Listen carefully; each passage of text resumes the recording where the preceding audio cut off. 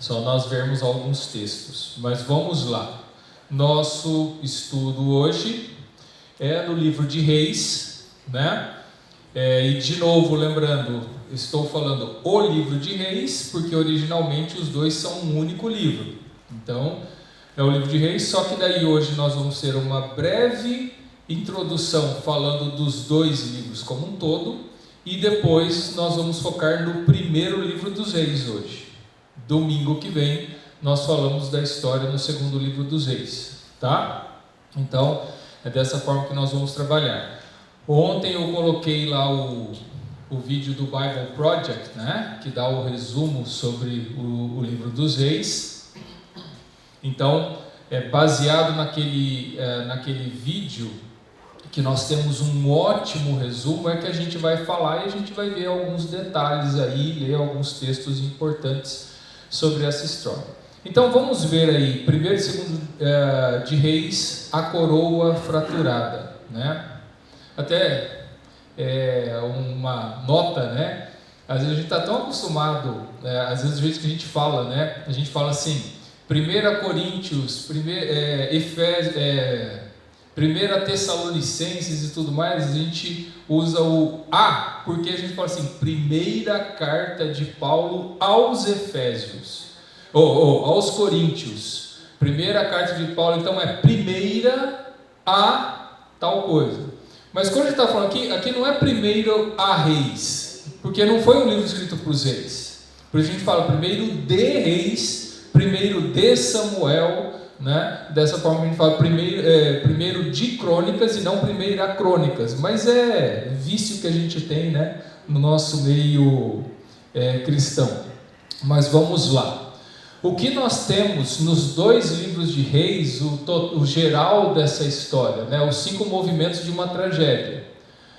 E nós começamos com Jerusalém e a queda de Jerusalém, nesse sentido, porque começa o livro de Reis com o reinado de Salomão, tá? E a construção do templo. Então os primeiros capítulos de Reis é o ápice do reino de Israel e de Jerusalém como sua capital. Lembram em Davi, que Davi ele colocou Jerusalém como capital, ele tomou a cidade dos Jebuseus, transformou em capital do império, do reino. Ele trouxe a arca depois, e a arca ficou ali estacionada em Jerusalém, então na ilha de Araúna, só que ele não construiu o templo.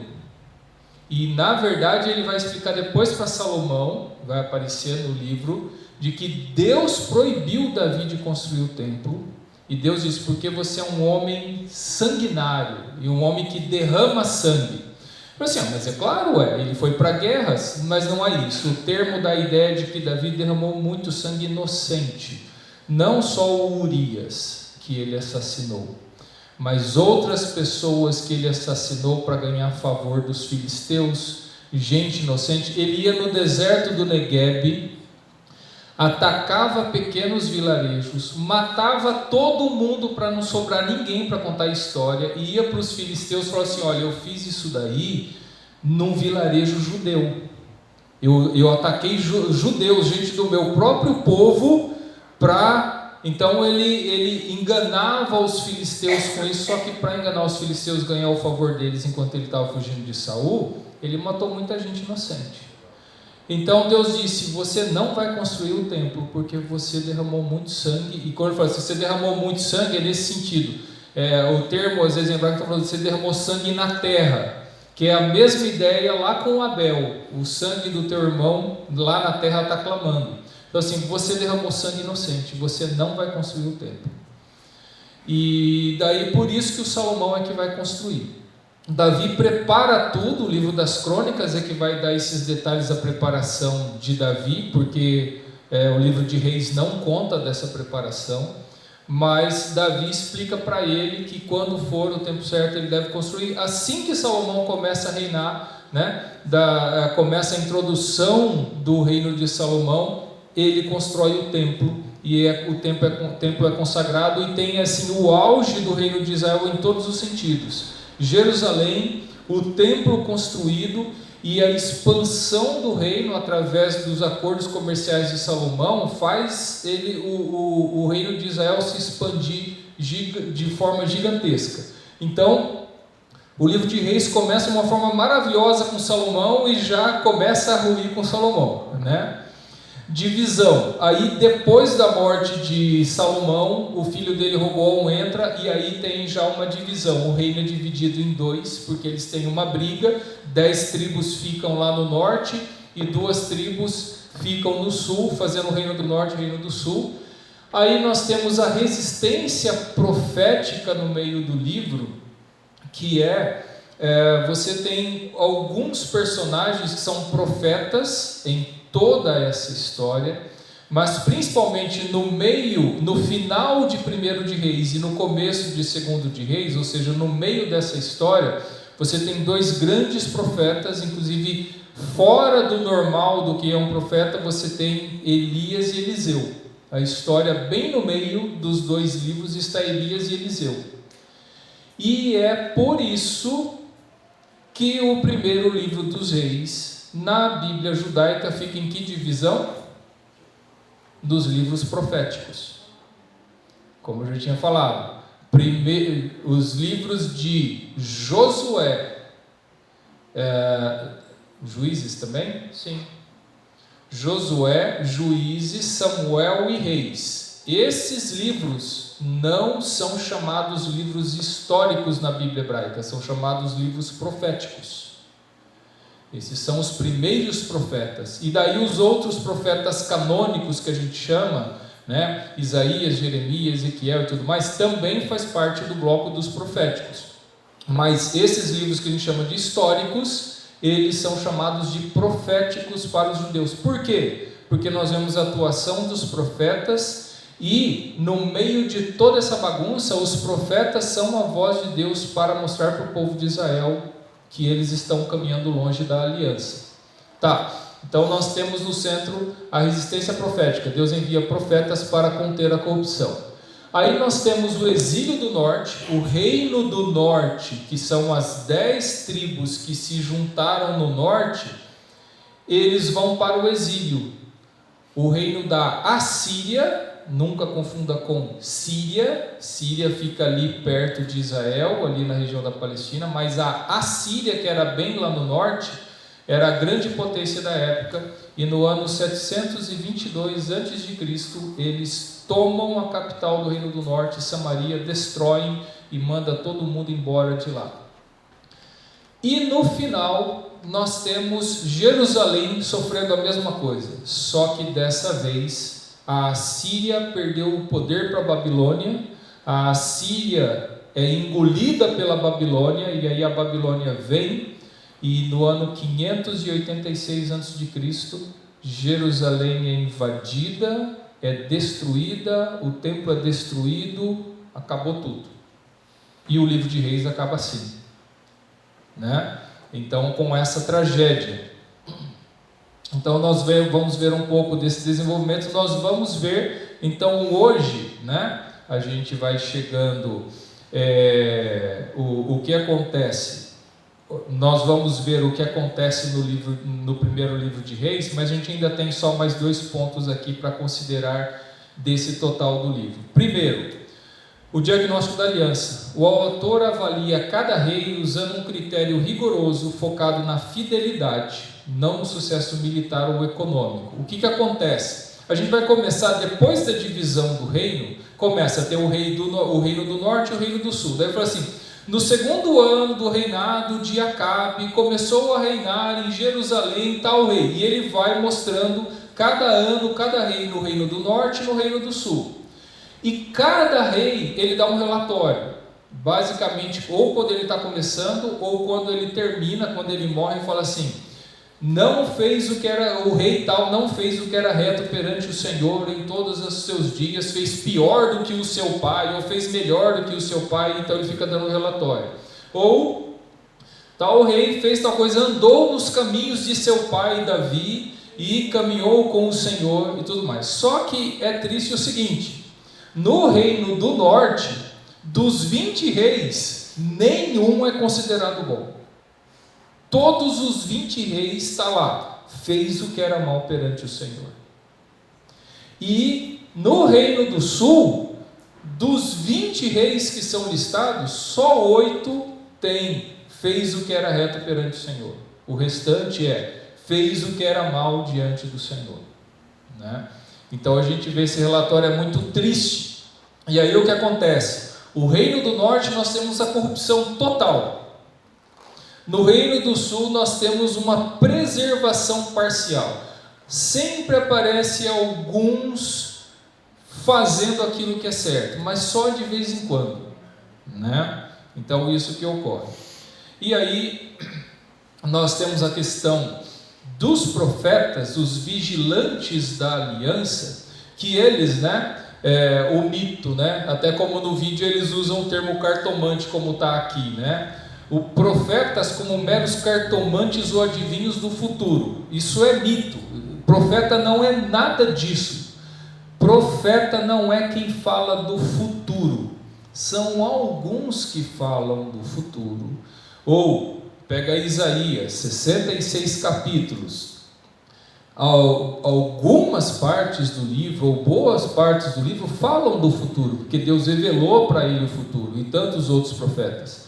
Mas a maioria da literatura profética não está falando, deixa eu contar para vocês o que vai acontecer no futuro. Não, ele está falando, olha só, de acordo com a aliança que vocês fizeram com Deus, vocês estão quebrando a aliança.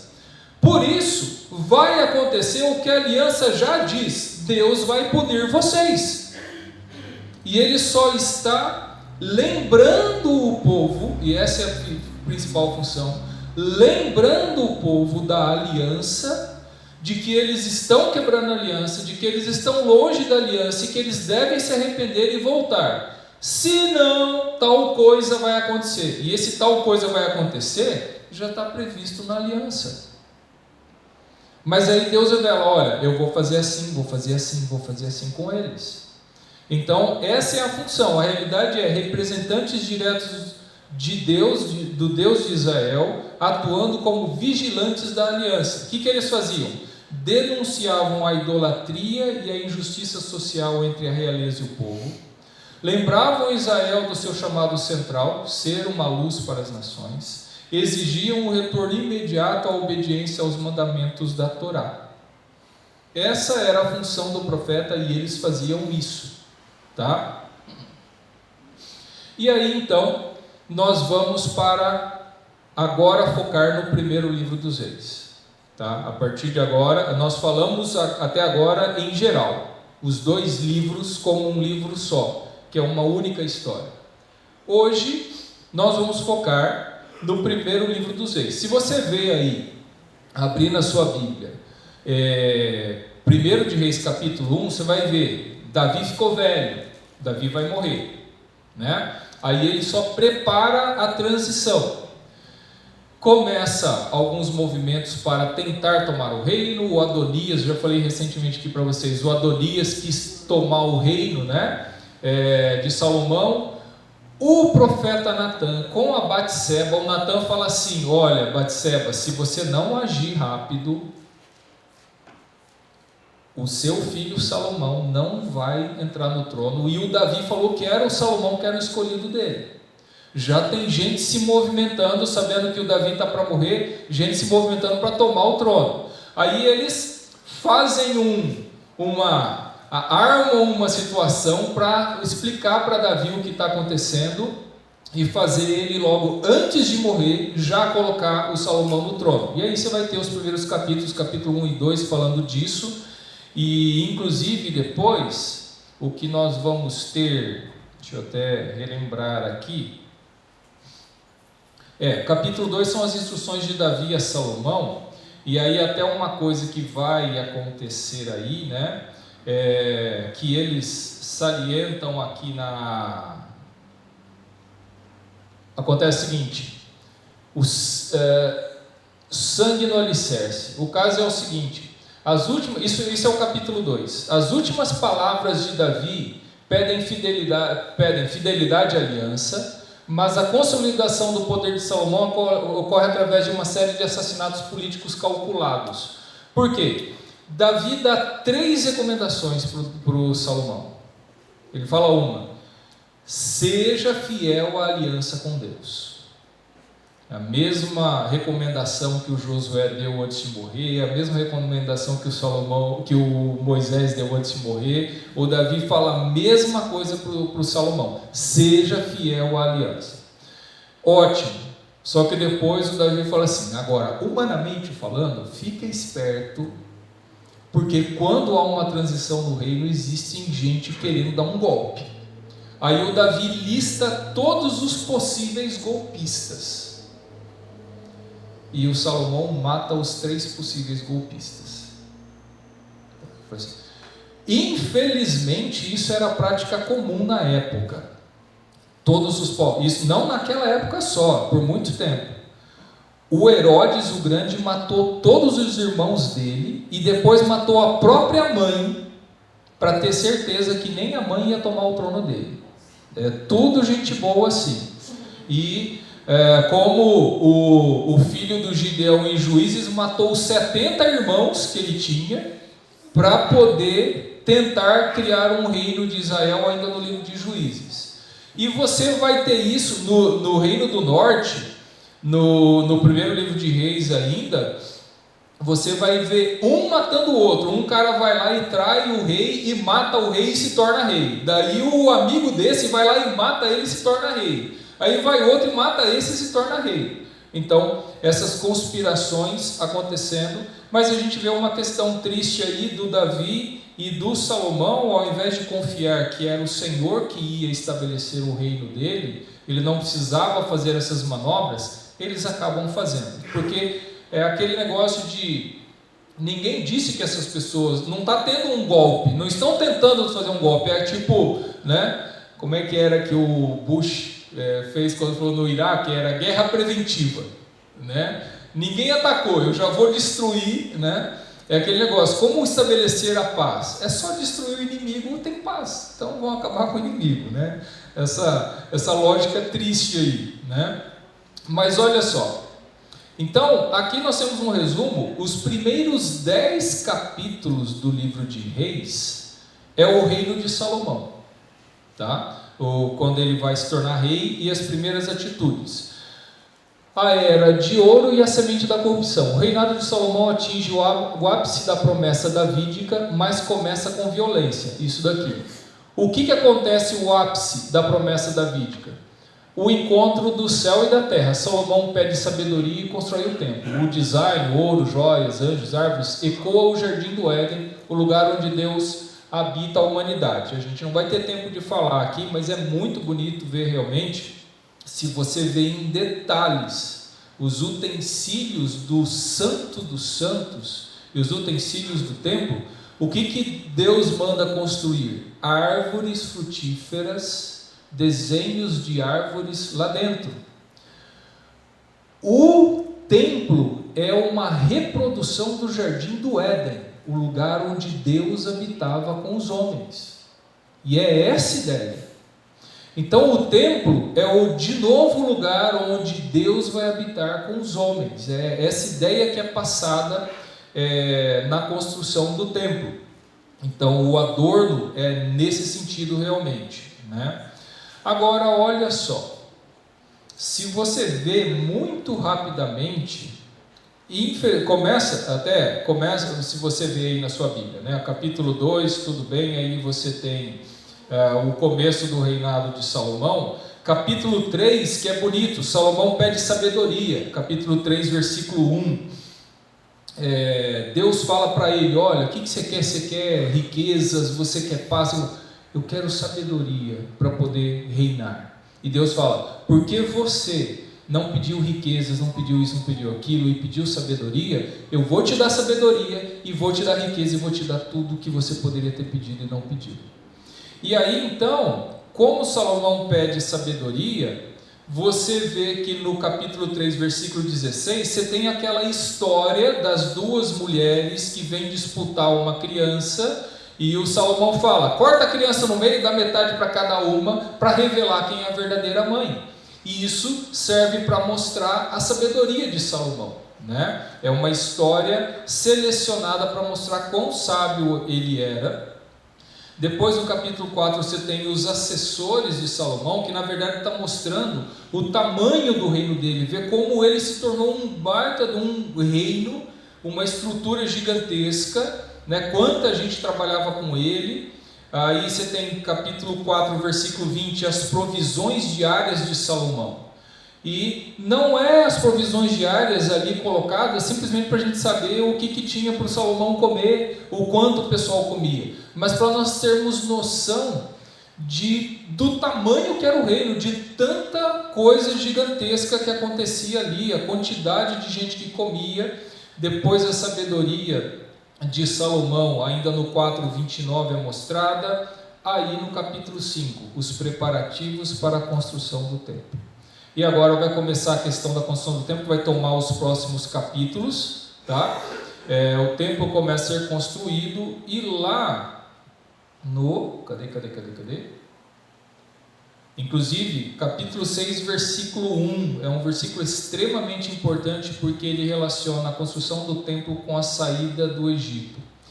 480 anos depois que os israelitas saíram do Egito, no 4º ano do reinado de Salomão em Israel, no mês de Ziv, o 2º mês, ele começou a construir o templo do Senhor. Então, é aqui quando fala, e daí vai dar as medidas, mostrar a construção do templo e tudo mais. E depois o templo você vai ter os utensílios lá no capítulo 7, a arca no capítulo 8 é transportada para dentro do templo, e vai concluir tudo isso daí, a oração de dedicação, ainda no capítulo 8, tá? De 1º de Reis. O templo é dedicado finalmente no final do capítulo 8, e no capítulo 9, depois do templo ter sido dedicado, inaugurado, vem a glória do Senhor, finalmente, aí o Senhor aparece a Salomão, lá no capítulo 9, e Deus dá uma advertência para ele, né? Veja o capítulo 9, versículo 3. O Senhor lhe disse: ouvi a oração e a súplica que você fez diante de mim, consagrei esse templo que você construiu, para que nele habite o meu nome para sempre. Os meus olhos e o meu coração estarão sempre nele. Se você andar segundo a minha vontade, com integridade de coração, com retidão, como fez seu pai, se fizer tudo que eu te ordeno, obedecendo os decretos, as ordenanças, firmarei para sempre sobre Israel o seu trono, conforme prometia Davi seu pai. Então o que acontece? Deus fala: se você for fiel a mim, eu vou estabelecer o seu reino para sempre. Só que o Salomão não vai ser fiel ao Senhor, infelizmente. Infelizmente, nós temos esse porém. É isso que acaba acontecendo. Mas o Senhor já tinha falado: se você fizer isso, tudo irá bem para você, tá? Deixa eu só pegar uma nota aqui para ir para alguns pontos importantes aqui que eu queria salientar para vocês. Nós temos aqui, deixa eu ver, aí nós vamos para o capítulo 10, que é um ponto importante. Eu acabei, não mudando o slide aqui para vocês. O caso é o seguinte: porque no capítulo 10 o que nós vamos ver? A queda de Salomão. O rei mais sábio de Israel desmorona o reino ao importar a idolatria e ignorar as diretrizes de Deus para a realeza. Deuteronômio 17. Por quê? Já no livro de Deuteronômio já está estipulado: quando vocês entrarem na terra e quando vocês estabelecerem um rei para vocês, tem que ser feito isso. O rei tem que agir dessa forma. E o que está dizendo Deuteronômio 17? Não multiplique esposas, não tenha muitas esposas. O Salomão vai lá e tem apenas um harém de 1000 esposas, de 1000 concubinas, sem contar com as outras, tá? De novo, costume da época: se um rei tem muitas mulheres, é porque ele é rico, abastado para sustentar elas, e é viril. É um homem que tem muitas mulheres, isso mostra virilidade. Quanto mais mulher, mais macho ele é. Essa era a visão do pessoal naquela época. Então, o Salomão começa a se moldar aos outros povos, ao que como se mede um grande rei? Com esses critérios. E o Salomão vai para esses critérios, ao invés de se moldar aos critérios da lei. Não acumular riquezas. Deuteronômio 17 vai falar isso, acúmulo de quantidades faraônicas de riqueza e exército. Deus falou que ia dar riquezas para Salomão, e Salomão é um ótimo exemplo. O problema não é a riqueza, o problema é o excesso de riqueza para você o que agora? Esbanjar, né? Se abastar, ter muito mais do que precisa para esnobar. Esse que é o problema. Então, você vai ter um ponto que vai mostrar, olha, Deus falou que ia dar riquezas para ele e deu, só que o Salomão exagerou. Inclusive, o exagero de Salomão é a raiz do problema que vai dividir o reino. Por quê? O Salomão ele se sentiu um brasileiro e começou a mandar imposto em cima de todo mundo. Mas imposto. E até escravizar pessoas. Quando o reino vai ser dividido com o filho dele, o que o pessoal fala? Olha, é o seguinte, o seu pai foi pesado de nós para com a gente. Alivia um pouco que vai estar tudo bem. Só que daí o filho dele fala, não, eu vou pesar mais ainda, eu vou pôr mais carga em cima de vocês. E outra, não retornar ao Egito, instituições de trabalho escravo para projetos de construção. Por quê? Ele fala não retornar ao Egito, inclusive, agora eu vou pedir para você ir lá para Deuteronômio capítulo 17, a partir do versículo 14. Deuteronômio 17, 14. Diz assim: se quando entrares na terra que o Senhor seu Deus lhes dá, tiverem tomado posse dela e nela tiverem se estabelecido, vocês disserem, queremos um rei que nos governe como tem as nações vizinhas. Tenham cuidado de numerar o rei que o Senhor seu Deus escolher, ele deve vir diante de seus próprios irmãos israelitas. Não coloquem um estrangeiro como rei que não seja israelita. Agora, olha o 16. Esse rei, porém, não deverá adquirir muitos cavalos, nem fazer o povo voltar ao Egito para conseguir mais cavalos, pois o Senhor lhes disse, jamais voltem por esse caminho. Se você for ver a descrição lá de Salomão, o que vai dizer? Salomão multiplicou os cavalos, e ele ia, 1 de Reis 10, 29 diz assim, importava-se do Egito um carro de guerra por 600 moedas de prata e um cavalo por 150, nas mesmas condições as caravanas traziam e exportavam, e aí lá vai listar a quantidade de cavalo que Salomão tinha, que era uma quantidade gigantesca. Cavalo era um animal muito estimado, e só os poderosos tinham acesso, tá? Porque era um animal de guerra, era um animal veloz, e pouquíssima gente tinha naquela época.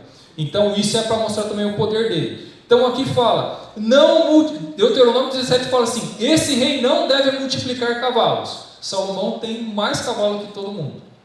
Depois ele vai falar 17, ele não deverá tomar para si muitas mulheres, senão vai desviar o seu coração. Salomão toma para si um monte de mulheres, e são elas que desviam o coração dele. É como alguns dizem, parece que Deuteronômio 17 foi escrito para o Salomão, contra o Salomão, exatamente, mas o Salomão faz exatamente tudo o que Deuteronômio 17 diz que não é para fazer. Tá? Exatamente. Então essa é a tristeza do que está acontecendo aqui, e essa desobediência dele de não andar de acordo com Deuteronômio 17 é a ruína dele, é o que vai fazer acabar o seu reino, a tal ponto, olha a gravidade do que o Salomão faz. Ele começa a casar com várias mulheres, e são tudo casamentos, né? Grande parte deles. Ele casa com a filha de Faraó, ele casa com uma princesa de Tiro, ele casa com um monte de mulheres da região, para quê? Fazendo acordos comerciais, agora nós somos da mesma família, estamos juntos, né? E é por isso que ele expande, porque ele tem paz com todo mundo, só que, aí chega a esposa e fala, querido, você não poderia fazer uma imagem para mim e colocar aqui no nosso palácio, do meu Deus? Claro, meu amor, por que não? É só uma imagenzinha. Querido, tem um ritual nosso que a gente oferece uns animais aqui no altar do nosso Deus, vem participar com a gente, senão eu vou ficar chateada com você. Claro, meu amor, não quero ver você chateada. E aí vai. E o Salomão faz imagens e altares de vários deuses dos cananeus e egípcios. E ele participa até da adoração desses deuses. Então começa a ruína de Salomão por isso. E aí Deus fala para ele que, como ele não está andando nos caminhos do Senhor, Deus vai dividir o reino dele. E aí Deus fala: por amor a Davi, eu não vou fazer isso no seu reino, mas vai ser daqui a pouco. Quando você morrer, eu vou dividir o reino. E ali, nessa parte, já é introduzido o cara que vai ser o pivô da divisão, o Jeroboão, que vai ser o primeiro rei do Reino do Norte. O Jeroboão era um serviçal de Salomão, trabalhava com Salomão, mas eles tiveram desavenças, brigaram, e o Jeroboão fugiu para o Egito para o Salomão não matar ele. E aí, quando tudo isso vai acontecer, o pessoal, sabendo que o Jeroboão é um líder sindical lá, é um cara briguento. A hora que o pessoal do norte quis acertar as coisas e não acertou com o filho do Salomão, eles vão chamar o Jeroboão para liderar eles. É isso o que vai acontecer. Então é isso que acontece. O reino se rasga ao meio. Aí, a partir de 1 de Reis, capítulo 12, o que acontece? O Salomão morre, entra o Roboão, filho dele. E aquilo que eu já tinha falado para vocês, assim que ele começa a reinar, e o Roboão é jovem. E o que acontece? Todos os anciãos de Israel se reúnem e falam: Roboão, é o seguinte, o seu pai foi muito pesado com a gente, ele cobrou muitos impostos, a gente ficou sofrendo aqui para sustentar toda a pompa dele. Dá uma aliviada para ficar, se você for mais leve, estamos juntos, a gente caminha junto. Aí o Roboão vai buscar conselho, ao invés daí os anciãos de Israel, os conselheiros do rei, do pai dele, falam: olha, ouve o povo, faz tudo mais. Só que daí ele foi chamar o pessoalzinho da classe dele, os amiguinhos da escola, que apesar de já estar formado na faculdade, é tudo quinta série ainda, né, na mentalidade. O que eles falaram? Cara, você é o rei agora, você manda, você é o cara, eles têm que fazer o que você manda. Daí ele falou assim: olha, o lombo do meu pai não pesa nem o que o meu dedinho pesa, vocês não viram nada ainda. Essa é a sabedoria do Roboão. O que acontece? Divisão. Ele falou: então a gente não segue mais você. Aí fica o reino de Judá, porque o Roboão é de Judá, e muito provavelmente o Salomão não cobrava impostos dos judeus, só das outras tribos, porque é a tribo dele, né? E a tribo de Benjamim, que já tinha sido de certa forma absorvida por Judá, e aí as outras 10 tribos, elas se aliam, se juntam ao reino do norte. E aí o Jeroboão vai se tornar o primeiro rei, tá? Então, liderado por Jeroboão, a capital Samaria, a Samaria ainda não é a capital com Jeroboão, tá? Vai ser o Omri, eu acho que uns 3 reis depois do Jeroboão é que ele vai estipular Samaria como capital. Mas Jeroboão vai lá, só que olha o que o cara faz. Constrói 2 novos templos com bezerros de ouro, uma repetição direta da idolatria de Êxodo 32 para competir com Jerusalém. Porque acontece, está o sul liderado por Roboão, capital Jerusalém com o templo, atolado em corrupção, ganância e desejo de poder. O que o Jeroboão pensou? Se o pessoal ficar indo direto para Jerusalém para adorar lá no templo de Jerusalém, eles vão acabar se aliando aos poucos. Pô, a gente precisa ir lá, a gente precisa estar lá, a gente vai ter que estar lá direto. Eu não posso deixar esse pessoal ficar indo para Jerusalém adorar no templo de Yahvé. Eu tenho uma ótima ideia. Eu vou construir templos aqui, colocar bezerros de ouro aqui, para o pessoal adorar aqui. Ele coloca no sul e no norte, no Reino do Norte, né? Para cada um, ó, adora aí esses bezerros aí, onde for mais perto. Então, você vê que desde o início já começa a idolatria do Reino do Norte, e é por isso que nenhum rei sequer tem um relatório positivo. Então a gente tem essa divisão terrível, e o Reino do Norte já começa muito mal. É engraçado que você vê o seguinte: o Jeroboão, antes disso, quando ele foge lá de Salomão, Deus manda um profeta para ele falar assim, ó, se você andar nos meus caminhos, eu vou te dar parte do reino para você. E Deus dá realmente 10 tribos para ele. Só que o cara já começa fazendo tudo errado, né? E aqui o neto de Davi já está fazendo tudo errado também. É essa situação triste que nós vemos. Aí o que acontece? O que a gente vai ver nesses capítulos é a corrupção dos dois lados. Aí morreu o Roboão, veio tal rei, e aí morreu o Jeroboão, veio tal rei, só que eles não fazem o que é reto diante do Senhor, infelizmente.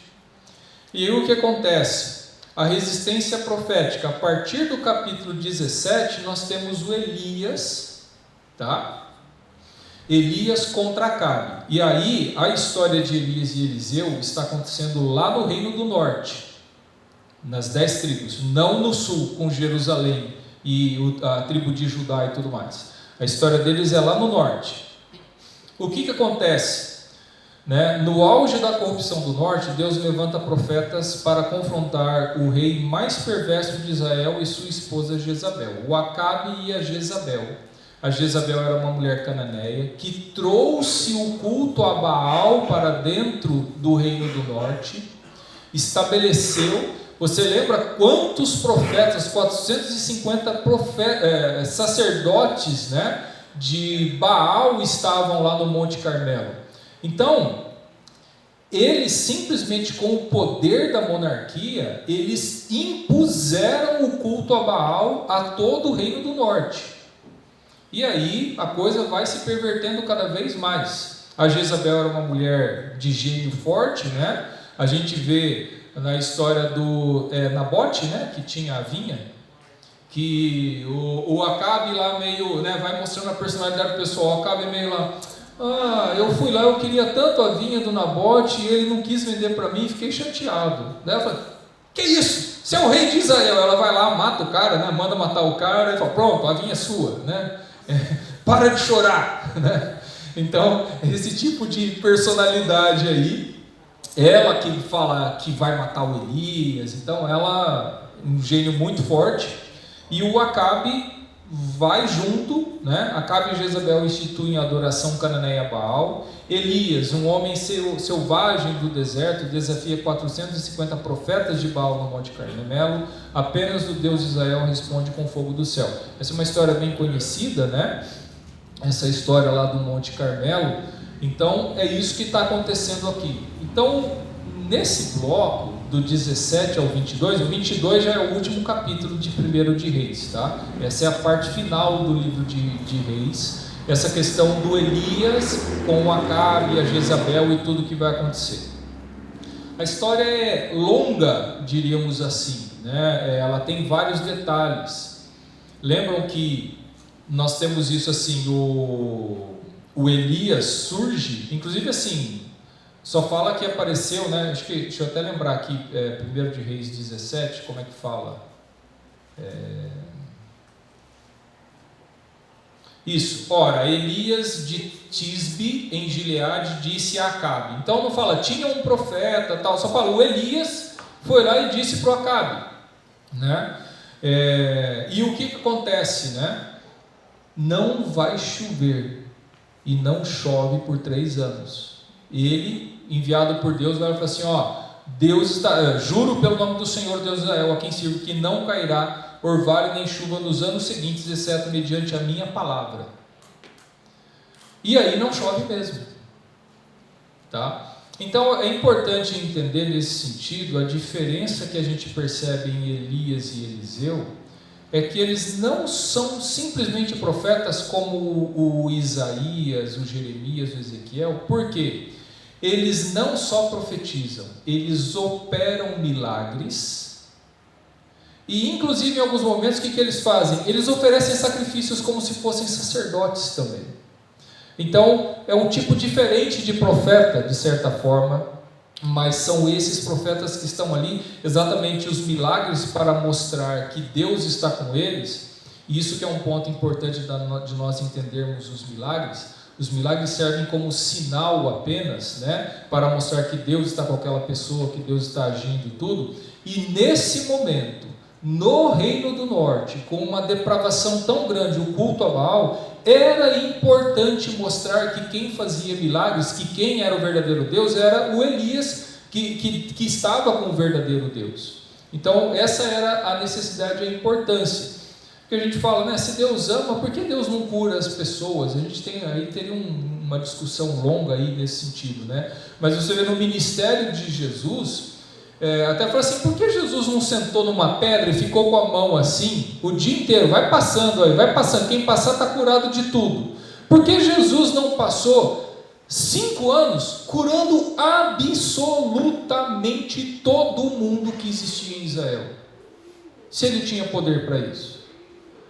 Porque essa não era a missão dele, essa não era a função, ficar curando as pessoas, porque nem ressuscitando gente as pessoas vão continuar vivas.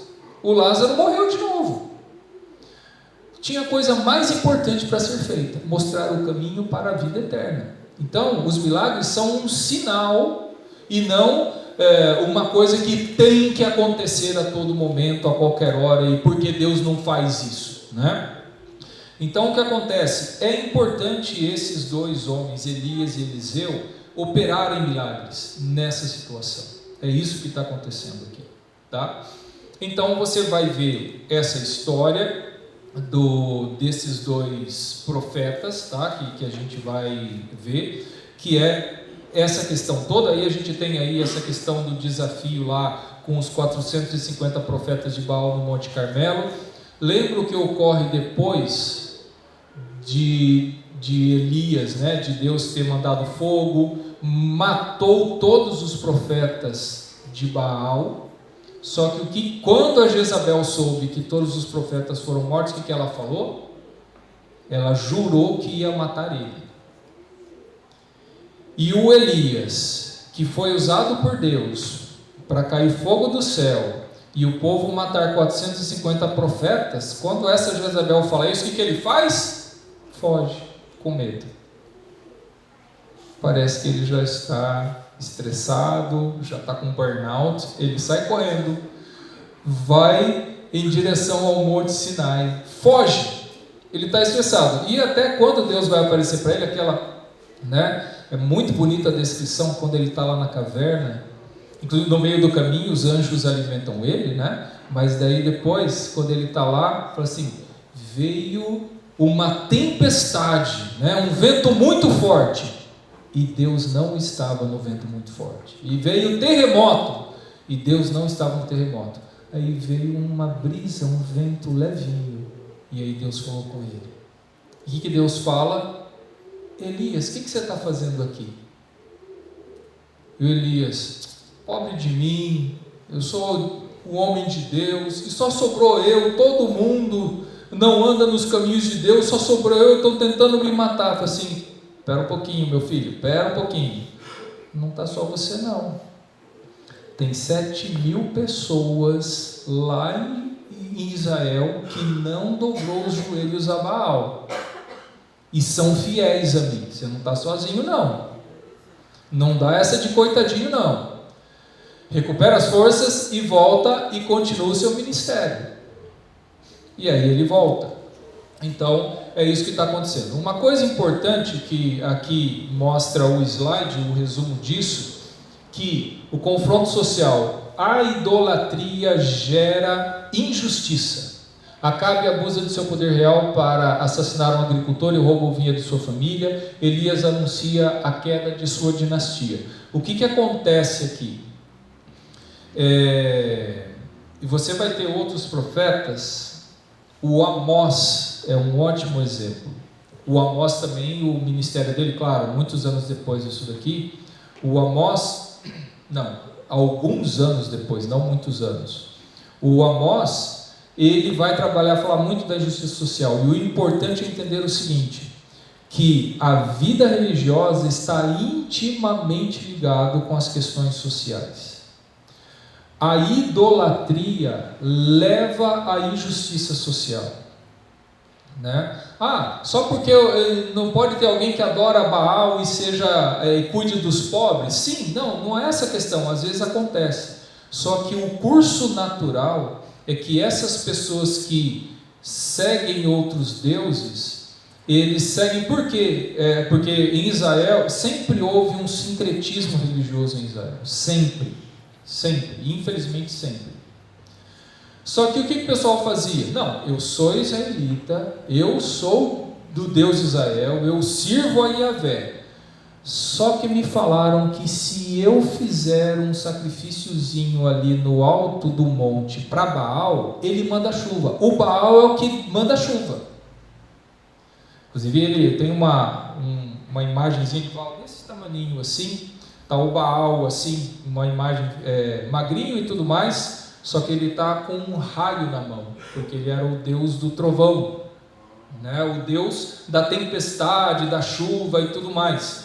Então, e você tem vários textos que foram descobertos em Ras Shamra, o nome é esquisito, mas foi achado numa biblioteca. Foi aí que a gente conseguiu, na década de 1920, já vai fazer 100 anos. Foi aí que nós descobrimos muito da cultura cananeia. Foram descobertas estátuas de Baal, de Axera e outros deuses ali, e literatura explicando todas essas coisas. E o que o pessoal de Israel fazia? Eu sou de Deus, eu sou de Yahvé, mas para mandar chuva é só dar uma ofertinha para o Baal. Então tinha sempre essa bagunça em Israel, infelizmente. E essas pessoas que sem escrúpulos vai para qualquer Deus, acabam praticando injustiça. A gente vê isso, e o livro de Amós é um exemplo disso daí, muitas vezes. Então, infelizmente, isso acaba ocorrendo, acaba acontecendo. O que acontece? O livro de 1 de Reis vai terminar aqui com a história de Acabe e com a história de Jezabel e o Elias, né? O segundo livro de Reis vai contar a transição do Elias para o Eliseu, e, na verdade, o final do livro de 1 de Reis, o livro termina com a morte do Acabe. Então daí você vai ter a morte do Acabe, você vai ter a morte de Jezabel, uma morte terrível dela. Para acabar esse capítulo, o Eliseu vai continuar o ministério dele, e a gente vai ver aí quando nós formos falar do segundo livro dos Reis. Agora, para a gente refletir um pouco o todo dessa história do primeiro livro dos Reis, para nós concluirmos aqui a nossa aula, pensarmos. Em primeiro lugar, repetir mais uma vez aquilo que nós já falamos em outras aulas. Nós temos que lembrar que esses livros não são uma coletânea de histórias. O objetivo não é tirar a sua curiosidade de como historicamente as coisas aconteceram. Sim, ele tem essa função, contar o que aconteceu. Mas é importante entender que a história ela é contada com um viés, e o viés é teológico. Por exemplo, quando os reis são avaliados, até aquele slide que eu falei, passei, né? Opa, peraí. Não, eu queria saber o critério, aqui. O critério para se dizer se um rei é bom ou se ele não é bom, não é se ele trouxe facilidades ou bens para a nação de Israel. Esse não é o critério. Inclusive o que nós temos, que é isso que eu estava falando às vezes, uma coisa é a idolatria leva à injustiça social, porque quem é idólatra acaba abusando de outros, mas as coisas não são tão simples assim, em geral. O que acontece? Você tem na história de Israel, no período em que a arqueologia vê, batendo até com outros povos o que falam, de desenvolvimento econômico ou de infraestrutura em Israel, alguns reis do Reino do Norte, que nenhum rei do Reino do Norte foi avaliado positivamente na Bíblia, mas eles estabeleceram algumas questões de infraestrutura que facilitaram a vida do pessoal no Reino do Norte. Então, alguns reis foram ótimos administradores, mas andaram longe dos caminhos de Deus. E o critério aqui é outro. Mais importante do que ele estabelecer infraestrutura é ele levar o povo, é até importante entender, não só em Israel, mas nos povos vizinhos, assim como nós temos o problema dos povos vizinhos, que às vezes os reis eram vistos como deuses ou semideuses. Isso não existe em Israel. Mas sim, às vezes, como filho dos deuses, sim. Porque o rei de Israel, ele é, por exemplo, veja o Salmo 2, ele seria o filho de Deus, o representante de Deus na terra. Aí você tem essa ideia. Só que o que acontece? Muitas vezes você tem esse abuso de poder que eles podem praticar. Mas o mais importante é que o critério é se adora apenas o Deus de Israel, se confronta a idolatria dentro do povo, se permanece fiel à aliança feita a Davi. Não adianta ele ser um ótimo administrador, não adianta ele fazer as coisas direito administrativamente. Então, é importante nós entendermos que o critério de avaliação é puramente teológico para saber se um rei é bom ou não, porque é isso que importa aqui nessa história. É importante nós sempre mantermos em mente, isso não é o que a Bíblia faz, tá, gente? Isso é história, a história moderna hoje é a mesma coisa. Uma coisa é história, é um fato histórico. Só que quem descreve o fato histórico, ele tem a perspectiva dele, o viés dele, a visão dele do que aconteceu. Por isso que você vai ter o mesmo evento descrito por diferentes pessoas que vão ter visões diferentes do que aconteceu. Às vezes vão falar assim, isso daqui aconteceu por tal motivo. Eu falo assim, não, mas devia ser por aquele outro motivo. Você vai ter divergências na história moderna sobre o que realmente motivou tal coisa, né? Então, nós temos essas disputas sobre o que acontece. Agora, o texto bíblico, ele tem esse viés claramente teológico. O problema é que quando fala viés, a gente acha que é uma coisa negativa, né? É que, então a pessoa distorceu a história, ela manipulou a história. Não, ela selecionou o que precisava para passar, a mensagem que precisava ser passada. E esse aqui é o ponto. Aqui, o objetivo, como esse é um livro profético, como esse é um livro teológico, ele tem um objetivo para mostrar para você. E aí, dando spoiler, né, para a gente já pensar no que a gente vai falar domingo que vem, o ponto aqui é o seguinte, inclusive já vou dar um spoiler maior ainda quando a gente for falar de crônicas. Por quê? Alguns falam do livro das crônicas, falam assim, mas para que o livro das crônicas se ele só repete as histórias que estão em Samuel e Reis? Porque crônicas vai começar a falar de quando o Saul morre, o Davi vira rei, e vai contar todas essas histórias de novo, e vai começar a contar dos reis de Israel, tudo de novo. É a mesma história, mas não é a mesma história. Exemplo, no livro das crônicas vai recontar a história de Davi. No livro das crônicas não vai falar da Batseba. No livro das crônicas não vai falar do incesto de Amon. todos os podres familiares de Davi não estão no livro das Crônicas. Ah, o cara está acobertando. Não, não é. A gente já quer ver um viés nesse sentido de maldade, de dolo. Não. É porque o objetivo dele com o livro, do autor de Crônicas com o livro, é outro. Então ele vai dar outra ênfase. Por quê? O livro dos Reis foi escrito no período do exílio da Babilônia. Porque o livro termina, segundo de Reis termina com o povo de Judá indo para a Babilônia, e termina com uma notinha final. E o descendente de Davi saiu da prisão e sentou na mesa do rei, e o rei da Babilônia falou que ele ia comer na mesa dele o resto da vida. Uma centelha de esperança que termina o livro de Reis. A dinastia de Davi continua viva.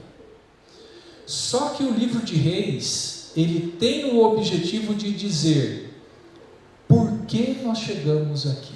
O livro de Reis foi escrito para o pessoal que está lá na Babilônia e falou assim: Yahvé não é o Deus de Israel? Ele não é o Criador do universo? Por que a gente veio parar aqui? Por que ele deixou o templo ser destruído?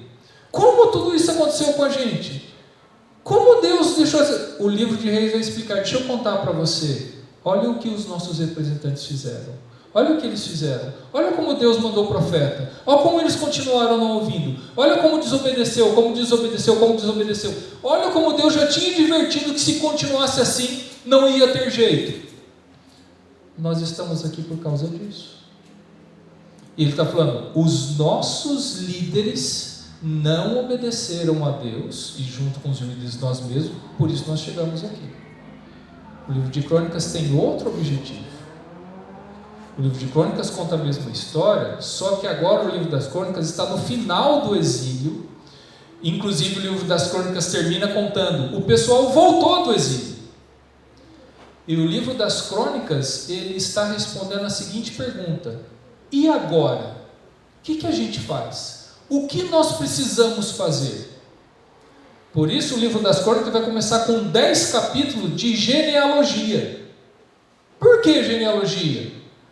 Para quem voltou do exílio saber qual é a terra que pertence a ele. Esse é filho desse, que é filho desse, que é filho desse, que é filho desse. E ele fala, eu tenho direito àquele território ali, eu que estou voltando da Babilônia, esse daqui é o território das minhas famílias. Ah, deixa eu ver se seu nome está na genealogia. Tá, você é o descendente de tal, realmente aquele terreno era dessa família. Então, tem um objetivo muito prático. E a história contada, Crônicas vai dizer o seguinte: o que nós precisamos? Nós precisamos de líderes fiéis a Deus. Então ele vai apresentar o Davi como um exemplo de homem fiel a Deus. E sim, nesse sentido, ele vai falar assim, eu não preciso contar esses podres de Davi. Eu preciso gastar tempo com outras coisas mais importantes. Eu vou colocar o Davi como um ideal. A gente precisava de um rei como Davi, que é um homem segundo o coração de Deus. E aí você vai ver em Crônicas toda a preparação que Davi faz para o templo, que não está no livro dos Reis. E aí você vai ter outras explicações do livro para mostrar, então, agora que nós voltamos do exílio, o que a gente precisa? Nós precisamos de líderes fiéis, nós precisamos de sacerdotes fiéis, nós precisamos andar fiel à aliança. Então o foco é outro em Crônicas. Então não é simplesmente uma repetição da história. Eu tenho uma visão teológica e uma realidade teológica numa situação específica no livro dos Reis. Eu tenho outra no livro das Crônicas. Cada livro tem um propósito diferente. É isso que está acontecendo. E aí, para concluir para a gente, que nós temos mais 3 minutos, é o seguinte. Então, nós estamos agora aqui no livro dos Reis. E pensar no livro dos Reis, a meditação aqui é o seguinte. Como é que nós viemos parar aqui? E o como é que nós viemos parar aqui é... Deus, por que eu estou sofrendo tudo isso, passando por tudo isso? Às vezes nós não temos resposta do porquê nós estamos passando por tudo isso. Às vezes acontecem coisas nas nossas vidas que nós não temos uma resposta do porquê acontece. Só que há momentos em que há sim respostas. Que se nós olharmos para dentro do nosso coração, a gente vai saber, eu sei que eu não tenho sido fiel. Eu sei que eu tenho errado. E às vezes Deus tem enviado profetas, Deus tem enviado a palavra dele para você, mas assim, não, isso eu não aceito, ou não é bem assim, ou não é do jeito que eu acho, e você vai sendo rebelde, e você vai sendo rebelde, e a coisa vai piorando. Então, nós precisamos pensar, com o livro dos Reis, se nós não corremos o risco de cair na mesma coisa. E uma coisa triste às vezes que acontece, é achar assim,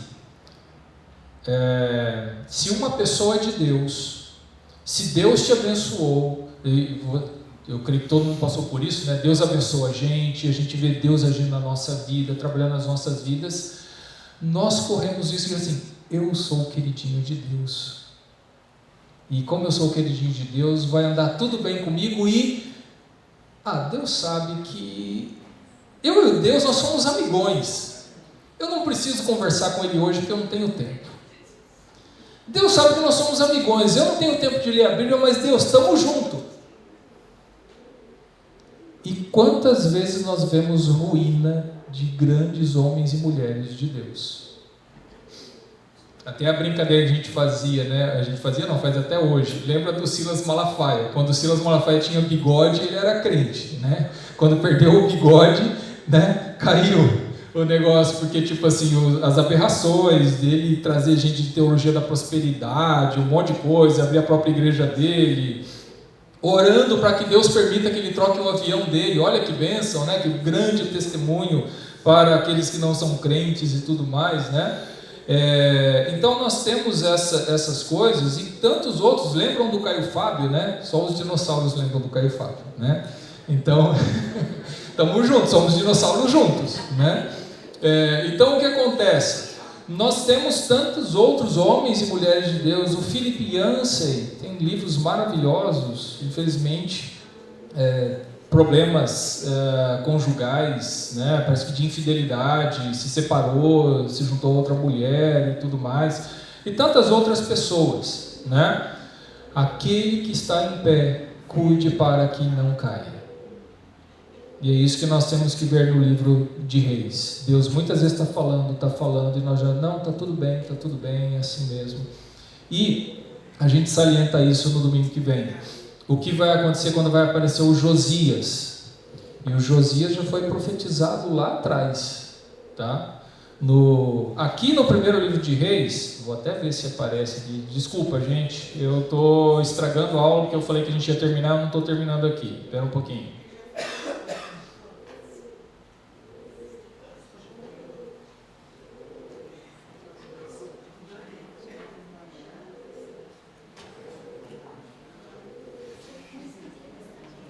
Sim.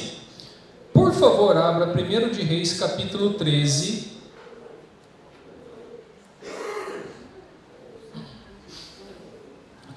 Versículos 1 e 2. 1 de Reis 13, 1 e 2. Prometo que eu termino depois dessa, tá? Por ordem do Senhor, um homem de Deus foi de Judá a Betel, quando Jeroboão, lembra o Jeroboão que começou o reino do norte lá, tá? Logo que ele começou e ele fez um altar lá. Quando Jeroboão estava em pé junto ao altar para queimar incenso, ele clamou contra o altar segundo a ordem do Senhor. Ó altar, assim diz o Senhor, um filho nascerá na família de Davi e se chamará Josias. Sobre você ele sacrificará os sacerdotes dos altares idólatras que agora queimam incenso aqui, e ossos humanos serão queimados sobre você. No segundo livro dos Reis, essa profecia vai se cumprir. Vai surgir um rei que é o Josias. O Josias está no finalzinho, inclusive quem é capturado pela Babilônia é o neto do Josias. Na verdade, o filho do Josias a Babilônia vem, toma, mas não destrói o templo. Alguns anos depois é que ela destrói, quando o neto do Josias se rebela, tá? Só que o Josias, ele é quase o Davi, fez o que era reto perante o Senhor. Ele fez uma reforma em Jerusalém, no Reino do Sul. O Josias, ele mandou destruir os altares idólatras, e você vai ver, o Josias achou o livro de Deuteronômio e ele manda cumprir tudo que Deuteronômio está dizendo. E o Josias é um dos poucos 8 que andaram nos caminhos do Senhor, e ele é exemplar. Então o Josias ele já tem essa profecia aqui e é cumprida lá, porque ele é um homem que faz segundo a vontade de Deus. Então nós temos que... E o Josias, olha o absurdo dessa história de Josias. Ele manda fazer literalmente uma reforma física no templo, né? E quando eles reformam o templo, eles acham o livro da lei, porque estava perdido. Ninguém lia mais a aliança de Deus com Yahvé. E eles acham, depois de muito tempo. O que vai dizer também, fazia tempo que eles sequer celebravam a Páscoa. Estava essa bagunça. O Josias restaura tudo isso. Então, é para mostrar o nível de abandono que estava o povo naquela época. Vamos encerrar por aqui. Domingo que vem a gente continua a história com o 2 de Reis. Tá bom? Vamos orar?